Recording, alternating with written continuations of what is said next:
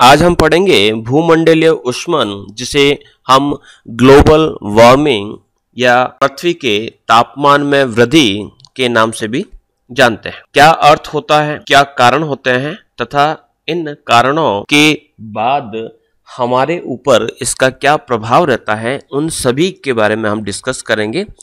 भूमंडलीय ऊष्मन क्या कहलाता है, तो इसे सामान्य स्तर पर इस प्रकार से समझा जा सकता है कि वैश्विक स्तर पर धरातलीय सतह तथा वायुमंडल के तापमान में क्रमशः मंद गति से वृद्धि या भूमंडलीय विकिरण, जिसे ऊष्मा भी कहा जाता है, के संतुलन में परिवर्तन को हम भूमंडलीय ऊष्मन के नाम से जानते हैं। यानी जैसे जैसे अगर हमारे वायुमंडल का अगर तापमान धीरे धीरे गति से सामान्य से अधिक हो जाता है, या फिर जो ऊष्मा का जो संतुलन है जिसे हीट बजट कहा जाता है, उस हीट बजट में अगर किसी प्रकार का परिवर्तन आता है तो उसे हम भूमंडलीय ऊष्मन के नाम से जानते हैं।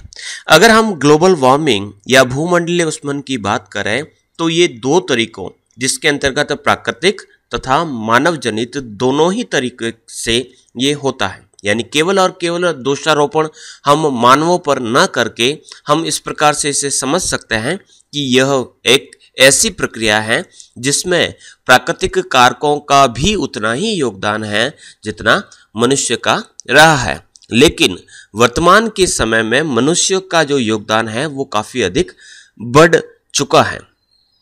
प्राकृतिक कारकों द्वारा भूमंडलीय ऊष्मन तथा उसका शीतलन, जिसे वार्मिंग एंड कूलिंग कहा जाता है, काफी धीमी गति से होता है और काफी लंबे समय में होता है। तो पृथ्वी के तापमान का बढ़ना या पृथ्वी के तापमान का कम होना ये एक प्राकृतिक प्रक्रिया है। यानी पृथ्वी दिन में गर्म होती है और रात में वापस पुनः ठंडी होती है। लेकिन अगर हम मानव जनित भूमंडलीय ऊष्मन की बात करें तो वो काफी तेज गति से होता है, अर्थात एक निश्चित सीमा की प्राप्ति के बाद वह दोबारा वापस पुनः सामान्य स्थिति में नहीं आता है। ऐसी स्थिति में हमारे पृथ्वी का जो सामान्य ताप है वह बढ़ जाता है और यहाँ पर विभिन्न प्रकार की ग्रीन हाउस गैसेज की मात्रा बढ़ जाती है। चलिए हम स्टार्ट करते हैं कि भूमंडलीय ऊष्मन किस प्रकार से होता है। ग्लोबल वार्मिंग की बात करें तो ग्लोबल वार्मिंग के बाद वायु के तापमान में बहुत तेज गति से बदलाव आ रहा है। वहाँ उसके तापमान में काफ़ी तेज गति से परिवर्तन देखने को मिल रहा है। अब जब वायुमंडल के अंतर्गत उसके वायु के तापमान में वृद्धि होगी तो नो डाउट हम कह सकते हैं कि हमारी पृथ्वी के तापमान में भी वृद्धि होगी। उसका प्रभाव क्या होगा कि हमारे यहाँ पर जितने भी जो हिम चादर यानी जो ग्लेशियर्स हैं वो धीरे धीरे पिघलने लग जाएंगे और ऐसी स्थिति के अंदर हो सकता है कि महासागरीय जल का जो लेवल है वो आपको बहुत तेज गति से ऊपर बढ़ता हुआ दिखाई देने लगे। अब हम बात करते हैं कि केवल और केवल ये जो प्रभाव है जिसके अंतर्गत हम वाटर लेवल को इंक्रीज होना मानते हैं, केवल यही दुष्परिणाम न होकर कई ऐसे भी दुष्परिणाम हैं जिसके बारे में हम डिस्कस करेंगे। जैसे कि अगर हम बात करते हैं, एक टर्म यूज की जाती है परमाफ्रॉस्ट। परमाफ्रॉस्ट का अर्थ होता है कि बर्फ का ऐसा क्षेत्र जो कभी भी साल में बिल्कुल भी नहीं पिघलता है।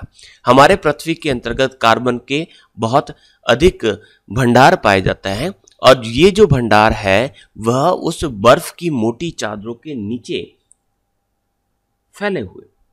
ऐसी स्थिति में अगर वो बर्फ जो कभी नहीं पिघल रही है और वह किसी कारणों से अगर पिघल गई तो जितना भी जो कार्बन जो भूमि के अंदर मिट्टी के अंदर दबा हुआ है, वो मीथेन की मात्रा जो भूमि के अंदर दबी हुई है वो एकदम से वायुमंडल के अंतर्गत पहुंच जाएगी और जो प्रभाव होंगे वह काफ़ी अधिक दुष्कर देखने को मिलेंगे। इसके कारण हमारे वायुमंडलीय तापमान में अनुमान से अधिक वृद्धि देखने को मिलेगी। तो इसी प्रकार से हम देख सकते हैं कि कुछ ऐसे और प्रभाव, जैसे कि अगर हम भूमंडलीय ऊष्मन की बात करें तो कई ऐसे रोग हैं जो उष्ण और उपोष्ण कटिबंधीय क्षेत्रों में ही होते हैं। जैसे कि अगर बात करें मलेरिया, हैजा, प्लेग, डेंगू, पीला बुखार जिसे पीलिया कहा जाता है, ये ऐसे रोग होते हैं जो मध्य अक्षांशीय क्षेत्रों में के नीचे वाले क्षेत्रों में, यानी जो निम्न अक्षांशीय जो उष्णकटिबंधीय क्षेत्र है वहीं पर ही होते हैं। लेकिन अभी वर्तमान में देखा जाने लगा है कि ये जो रोग है वह उच्च अक्षांशीय क्षेत्रों में ही देखने को मिलते हैं। इसका अर्थ यह हुआ कि इन बैक्टीरिया को पलने या बढ़ने के लिए जो आवश्यक जो तापमान चाहिए वो तापमान उच्च अक्षांशों की ओर बढ़ रहा है, अर्थात वहाँ का जो तापमान है वो धीरे धीरे बढ़ रहा है। तो इन रोगों की बैक्टीरिया, कीड़े, वायरस, इन सभी के लिए जो आदर्श जो स्थितियाँ हैं वो उच्च अक्षांशों के अंतर्गत देखने को मिल रही है। इसके अलावा हम अगर अंटार्कटिका के अंतर्गत पाए जाने वाले एक जीव जिसे पेंगुइन कहा जाता है, तो पेंगुइन के बारे में बात करें तो जब तापमान काफ़ी अधिक बढ़ता है तो इन पेंगुइन की जो संख्या है वो काफ़ी कम हो जाती है। यही कारण है कि अगर 20वीं सदी के अंतिम दशकों की बात करें तो भूखमरी के कारण लगभग 40% तक पेंगुइन की कमी देखने को मिली है। तो इस प्रकार से क्योंकि जो पेंगुइन है उस पेंगुइन का जो मुख्य जो भोजन होता है वो होता है जूप्लैंक्टन्स जो महासागरीय क्षेत्रों के अंतर्गत पाया जाता है। और जब महासागरीय जलों के तापमान में वृद्धि हो जाती है तो ऐसी स्थिति में वहाँ पर पाए जाने वाला जूप्लैंक्टन्स है वो मर जाते हैं और ऐसी स्थिति में पेंगुइन को भोजन नहीं मिल जाता है। ऐसे ही कई और उदाहरण की अगर हम डिस्कस करें तो महासागरीय जल के अंदर कुछ प्रवाल्स पाए जाते हैं और उन प्रवाल का सागरीय जल का जब तापमान बढ़ जाता है तो प्रवालों का विरंजन हो जाता है, जिसे कोरल ब्लीचिंग के नाम से जाना जाता है। तो इस प्रक्रिया के माध्यम से जो एल्गी है, जो शैवाल है, वह उनका कोरल का मुख्य भोजन होता है और ऐसी स्थिति में जो हरे रंग के जो शैवाल होते हैं उनका रंग सफ़ेद हो जाता है।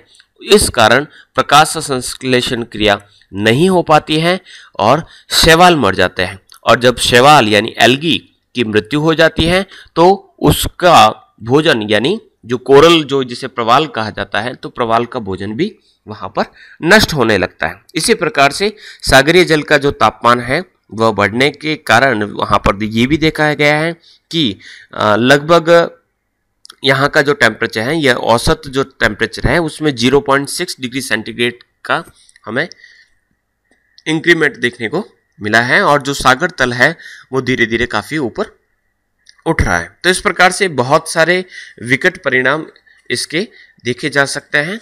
तो ग्लोबल वार्मिंग एक छोटी समस्या न होकर एक बहुत बड़ी समस्या है। चलिए हम इसके बारे में डिस्कस करते हैं, कौन कौन से जो पॉइंट्स होते हैं इसको प्रभावित करते हैं। तो आसान शब्दों में हम कहें कि ग्लोबल वार्मिंग क्या है, तो ग्लोबल वार्मिंग के बारे में हम कह सकते हैं कि ग्लोबल वार्मिंग क्या है, तो ग्लोबल वार्मिंग पृथ्वी के तापमान में वृद्धि या इसके कारण मौसम में होने वाले परिवर्तन को हम ग्लोबल वार्मिंग के नाम से जानते हैं। अब ये ग्लोबल वार्मिंग कैसे होता है, कौन करता है, तो इसके बारे में हम पहले से डिस्कस कर चुके हैं कि ग्लोबल वार्मिंग के लिए जिम्मेदार मनुष्य भी है और प्राकृतिक कारणों से भी पृथ्वी के तापमान में निरंतर वृद्धि हो रही। पृथ्वी के तापमान में हो रही इस वृद्धि जिसे हम कह सकते हैं कि पिछले 100 सालों में औसत तापमान जो है वो 1 डिग्री फ़ारेनहाइट तक आपके देखा गया है। यानी हम इस प्रकार से कह सकते हैं कि यहाँ पर बारिश के तरीकों में बदलाव आया है, हिमखंड और जो ग्लेशियर्स हैं वो पिघलने लगे हैं, समुद्र के जल स्तर में वृद्धि होने लगी है, वनस्पति जीव जंतु पर भी इसके जो प्रभाव है वो सामने आ सकते हैं। जब पृथ्वी के तापमान में वृद्धि हुई थी तब ये प्राकृतिक कारणों का एक परिणाम था, लेकिन आज जब मानवीय गतिविधियों के कारण इस प्रकार से जब ग्रीन हाउस गैसों के संचय के कारण इस प्रकार की प्रक्रिया हो रही है तो ये बहुत बड़ी एक समस्या के रूप में देखा जाने लगा है। तो इस प्रकार से आगे बढ़ते हैं कि ग्लोबल वार्मिंग के क्या कारण हैं। तो कुछ ऐसी गैसें होती हैं जो वायुमंडल के तापमान को बढ़ाती हैं, जिसके अंतर्गत सबसे महत्वपूर्ण जो इसका जो रोल रहता है वो एक CO2 का रहता है, उसके बाद मीथेन, और इसके अलावा भी अन्य ऐसी गैसें होती हैं जो पृथ्वी के तापमान को या पृथ्वी के वायुमंडल के तापमान को बढ़ाती हैं। तो पृथ्वी के वातावरण में जो सूर्य की जो किरणें आती है उसको ये रोकती है, यानी उसको एब्जॉर्ब कर लेती है, और पृथ्वी से वापस लौटने वाले जो प्रकाश है उसको भी ये किसी न किसी रूप में एब्जॉर्ब कर लेती है। उससे पृथ्वी का जो तापमान है या वायुमंडल का जो तापमान है वो बढ़ने लगता है। इस प्रकार से अगर बात करें कि ये जो कार्बन डाइऑक्साइड गैस कहाँ से आती है या इसकी मात्रा कैसे बढ़ रही है, तो हम विभिन्न प्रकार से कह सकते हैं कि बिजली बनाने के अंतर्गत या बिजली के जो वाहन है या हमारे जितने भी जो इलेक्ट्रिकल व्हीकल्स है उसमें से जो ऊर्जा का जो इमिशंस होता है, उसमें से जो धुआं निकलता है, कारखानों से निकलने वाला धुआं, घरों में हम जीवाश्म ईंधन यानी जब कोयला जलाता है या प्राकृतिक गैस जलाता है या केरोसिन या किसी अन्य खनिज तेल को जलाते हैं, तो उसमें से कार्बन डाइऑक्साइड गैस और ग्रीन हाउस गैसेज वायुमंडल में छोड़ जाते हैं। फिर अगर बात करते हैं कि न केवल हम इस गैसों की मात्रा को छोड़ते हैं बल्कि इनको एब्जॉर्ब करने वाले जो पेड़ हैं उनकी संख्या को भी हम निरंतर अपनी आवश्यकताओं की पूर्ति के लिए घटा रहे हैं। तो ऐसी स्थिति के अंतर्गत हमारे यहाँ पर वायुमंडल में ग्रीन हाउस गैसों की जो मात्रा है वो बढ़ने लगी है और इसके कारण मुख्य जो इसका जो श्रेय दिया जा सकता है वो मनुष्य को दिया जा सकता है, यानी ग्लोबल वार्मिंग जो समस्या है वो मानवीय गतिविधियों के कारण इसका मुख्य रूप से उसको जिम्मेदार ठहराया जा सकता है। फिर बात करता है कि ग्लोबल वार्मिंग और वैश्विक तापमान वृद्धि क्या है। तो अगर हम बात करें तो 1880 के बाद यानी जब से हमारी औद्योगिक क्रांति हुई है और पुनर्जागरण काल आया है, उसके बाद ये धीरे धीरे कह सकते हैं कि पृथ्वी के तापमान में आपको काफ़ी अधिक वृद्धि देखने को मिली है और वैज्ञानिक आशंका जता रहे हैं कि 2035 तक ये वैश्विक जो तापमान है उसमें आपकी 0.3 से 0.7 डिग्री सेंटीग्रेड तक ये बढ़ सकता है। तो ऐसी स्थिति में यहाँ पर तापमान में काफ़ी परिवर्तन देखने को मिल सकते हैं। अब बात करता है कि क्लाइमेट चेंज तथा ग्लोबल वार्मिंग क्या दोनों अलग हैं या दोनों एक है। क्लाइमेट चेंज की बात करते हैं कि क्लाइमेट में क्या परिवर्तन आ रहा है, ग्लोबल वार्मिंग क्या है, तो दोनों में क्या फ़र्क है। तो environmental and energy studies institute के अनुसार अगर कहा जाए कि जो क्लाइमेट चेंज है या जलवायु परिवर्तन है, दोनों शब्दों का प्रयोग हम एक दूसरे के साथ करते हैं, लेकिन अगर हम जलवायु परिवर्तन की बात करें तो जलवायु परिवर्तन क्या है, तो मौसम में आने वाले जितने भी परिवर्तन है जैसे कि तापमान में वृद्धि या कमी होना, बारिश कम या अधिक होना, आर्द्रता बढ़ना या कम होना, हवाओं की गति कम होना या तेज होना, हवाओं के प्रेशर में कमी या वृद्धि होना, समुद्र के तापमान में कमी या वृद्धि होना, इन सभी को हम सामान्य तौर पर जलवायु परिवर्तन कह सकते हैं, जलवायु के अंतर्गत परिवर्तन। लेकिन अगर हम ग्लोबल वार्मिंग की बात करते हैं तो इसका एक सिंपल सा अर्थ है कि पृथ्वी का जो औसत वैश्विक तापमान है उसमें वृद्धि होना, यानी जो टेम्परेचर औसत जो टेम्परेचर है पृथ्वी का उसमें अगर किसी प्रकार का वेरिएशन आता है, उसमें किसी प्रकार का बदलाव आता है तो उसे हम ग्लोबल वार्मिंग कहते हैं और उसके परिणाम के स्वरूप आपको विभिन्न प्रकार के परिवर्तन। अब देखिएगा दोनों एक दूसरे से जुड़े हुए हैं। किस प्रकार से जुड़े हुए हैं कि अगर हम ग्लोबल वार्मिंग की बात करेंगे तो ग्लोबल वार्मिंग क्यों हो रही है, तो तापमान में वृद्धि हो रही है, बारिश में कमी हो रही है, आर्द्रता में कमी हो रही है, हवाएं जो है वो सूखी है, वायुमंडलीय दबाव में चेंज आ रहे हैं, सागरीय जल के तापमान में वृद्धि हो रही है। तो दोनों एक दूसरे से जरूर जुड़े हुए हैं लेकिन दोनों ही जो हैं वो एक दूसरे से अलग है। बढ़ते हैं आगे, क्या कारण है। तो कारणों की बात करें तो सबसे प्रमुख जो कारण है वह है ग्रीन हाउस गैसों की मात्रा में वृद्धि होना। इससे पहले हम ग्रीन हाउस इफेक्ट को पढ़ चुके हैं।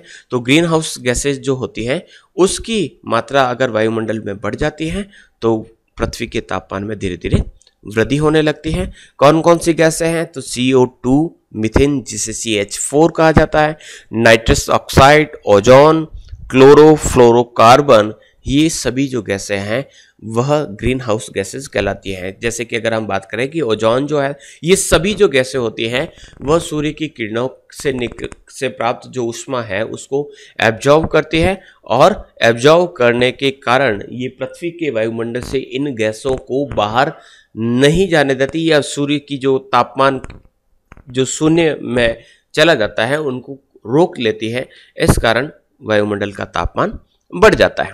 तो किसी भी ग्रीन हाउस गैस का जो प्रभाव से वातावरण में उसकी जो मात्रा में वृद्धि होती है, वातावरण में उसके रहने की जो अवधि है या उसके द्वारा एब्जॉर्ब जो रेडिएशन है उसका तरंग दैर्घ्य या वेवलेंथ जो है उसके रेडिएशन पर निर्भर करता है। ग्रीन हाउस गैसेस के अंतर्गत आपका कार्बन डाइऑक्साइड है जो वातावरण में सर्वाधिक मात्रा में उपस्थित रहता है, और इसकी जो मात्रा, जैसे कि इसकी जो कांस्टेंट नहीं कहा जा सकता, ये वेरिएबल्स गैस के अंतर्गत आती है, यानी इसकी जो मात्रा है वो बढ़ जाती है। वैसे सामान्य तौर पर 0.03 के आसपास इसकी मात्रा है, लेकिन ये मात्रा मनुष्य के द्वारा किए जाने वाले विभिन्न जो उपक्रम है, उद्योग हो चाहे अन्य रूप से कार्बन का जो इमिशन होता है उससे इसकी मात्रा बढ़ जाती है। तो ग्रीन हाउस गैसों के अंतर्गत हम विभिन्न प्रकार के कोयले को जलाते हैं। जीवाश्म ईंधन किसी प्रकार का हो, चाहे प्राकृतिक गैस के रूप में हो, चाहे पेट्रोल के रूप में हो, चाहे डीजल के रूप में हो, चाहे हम केरोसिन के रूप में हो, उसको जब जलाते हैं तो कार्बन निकलता है। उद्योगों में से चिमनियों से धुआं निकलता है कार्बन के रूप में। मोटर जितने भी वाहन हैं उसमें से धुआं निकलता है। धान की जो खेत होता है उसमें लगातार पानी भरे होने से, यानी जो चावल के खेत होते हैं उससे में भी आपका मीथेन गैस का उत्सर्जन होता है। पशु जब जुगाली करते हैं उसके माध्यम से भी आपके मीथेन का उत्सर्जन होता है। रेफ्रिजरेटर और एयर कंडीशनर्स होते हैं उसमें भी CFC गैस का प्रयोग होता है और वो भी वायुमंडलीय ऊष्मन को बढ़ाने में सहयोग करते हैं। अब हम बात करते हैं कि ग्लोबल वार्मिंग का खतरनाक मौसम, तूफान, लू, सूखे और बाढ़ से क्या लेना देना है। तो नो डाउट कोई न कोई प्रभाव तो जरूर रहता है कि वायुमंडल के अंतर्गत अगर तापमान में वृद्धि हो रही है तो मौसमिक परिवर्तन होंगे, जलवायु में परिवर्तन होंगे, क्लाइमेट चेंज होगा और इस प्रकार की घटनाएं देखने को मिलती हैं। तो वैश्विक तापमान से तूफान, बाढ़, जंगल की आग, सूखा, लू के खतरे की आशंका बढ़ जाती है। एक गर्म जलवायु में वायुमंडल के अंतर्गत पानी को एकत्रित करना या वाटर होल्डिंग जो कैपेसिटी है वो काफ़ी अधिक बढ़ जाती है। बारिश अधिक करवाने की जो संभावना है वो बढ़ जाती है। तो बादल फटना जैसी प्रक्रियाएं आपको देखने को मिल सकती है। और जैसे कि बढ़ी हुई बारिश एकदम से काफ़ी बढ़ जाती है तो कृषि को नुकसान होता है।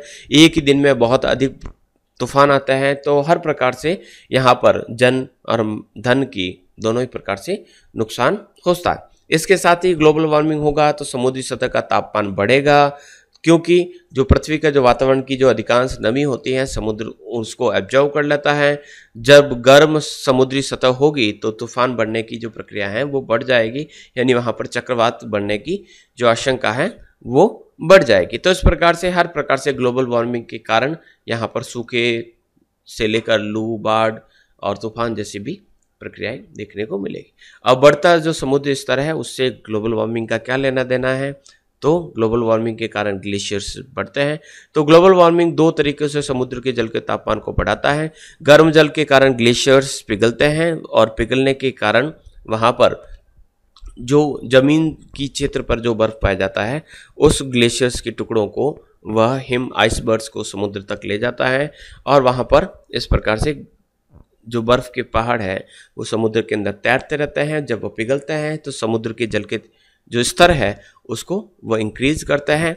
तो कहा जाता है कि लगभग 2100-2100 सन तक लगभग 80% जो ग्लेशियर्स हैं वो पिघल कर सिकुड़ जाएंगे और जो पानी पिघलेगा वह सागर के अंतर्गत सी लेवल को इंक्रीज करेगा। तो इस प्रकार से समुद्र के तापमान में वृद्धि का एक मुख्य रूप से कारण माना जा सकता है।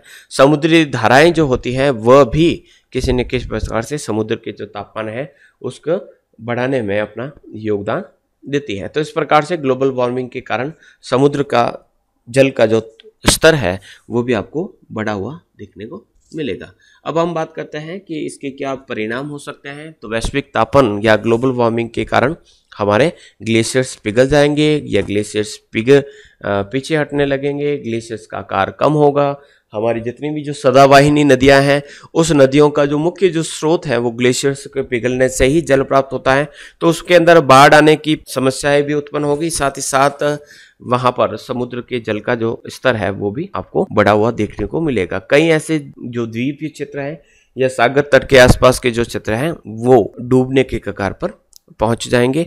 बारिश का पैटर्न बढ़ जाएगा। बारिश होने बादलों को बनने में तापमान का प्रमुख योगदान रहता है। जब तापमान बढ़ेगा तो वर्षा का जो पैटर्न है वो भी चेंज होगा, या फिर तो जहां पर बारिश बहुत ज़्यादा होती है वहां पर कम होगी, या फिर जहां पर बहुत ज़्यादा होती है वहां पर कम होगी और जहां पर बिल्कुल नहीं होती है वहां पर बहुत ज़्यादा बारिश होगी। तो इस प्रकार से मौसमिक परिवर्तन देखने को मिल सकते हैं, जैसे कि हमने अल नीनो के अंतर्गत देखा था कि किस प्रकार से पेरू के तट का जब तापमान बढ़ जाता है सागर जल का, तो वहाँ पर सामान्य और विपरीत स्थितियाँ किस प्रकार से वहाँ पर क्रिएट होती है। इसी प्रकार से जो प्रवाल भित्ति जो एक सागरीय जो बायोस्फीयर के अंतर्गत आपके एक मुख्य जैव विविधता का एक केंद्र माना जाता है, तो प्रवाल यानी कोरल्स के नष्ट होने की प्रक्रिया या प्रवाल विरंजन जिसे कहा जाता है, कोरल ब्लीचिंग कहा जाता है, तो उसके कारण उसका अस्तित्व भी समाप्त होने लगेगा।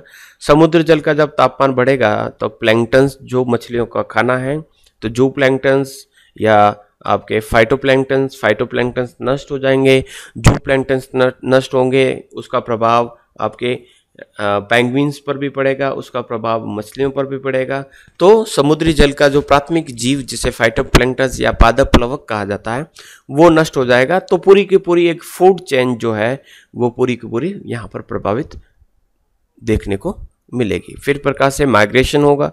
अब टेम्परेचर अगर बढ़ेगा तो सागरीय जल स्तर काफ़ी बढ़ेगा और जो तटीय क्षेत्र होते हैं या जो द्वीपीय क्षेत्र होंगे वो जलमग्न हो जाएंगे और तटीय क्षेत्रों के जो लोग होते हैं वो आंतरिक भागों यानी जो समुद्र के अंदर वाले जो क्षेत्र हैं उसकी ओर प्रवास करेंगे तो जनसंख्या में काफ़ी ज़्यादा वृद्धि देखने को मिलेगी, जनसंख्या घनत्व बढ़ जाएगा और कहीं ना कहीं कह सकते हैं कि उस राष्ट्र की अर्थव्यवस्था पर भी प्रभाव पड़ेगा। इसके अलावा कह सकते हैं कि वैश्विक तापन से क्या होगा, तूफान आएंगे, बाढ़ आएंगे, जंगल की आग लगेगी, सूखा और लू के खतरे बढ़ेंगे और गर्म जलवायु के अंतर्गत वायुमंडल में वाटर होल्डिंग की कैपेसिटी बढ़ेगी और वर्षा का पैटर्न बढ़ जाएगा। तो इस प्रकार से ये परिवर्तन ग्लोबल वार्मिंग के अंतर्गत देखे जा सकते हैं। तो इस प्रकार से ग्लोबल वार्मिंग है जो एक वैश्विक समस्या है। अब इसके कई कारण हैं, जैसे कि अगर हम ग्रीन हाउस इफेक्ट को भी लिया जा सकता है, ओजोन का जो डिप्लीशन हो रहा है उसको भी इससे जोड़ा जा सकता है, ग्रीन हाउस गैसेस का हमने डिस्कस किया है और जिस प्रकार से हमारा नगरीकरण और औद्योगिकरण बढ़ रहा है उसके साथ साथ ये आपके विभिन्न प्रकार की जो समस्या है यहाँ पर देखने को मिलेगी। आशा है आपको समझ में आया होगा। अगर किसी प्रकार की कोई समस्या है तो ज़रूर मैसेज करें। Thank you.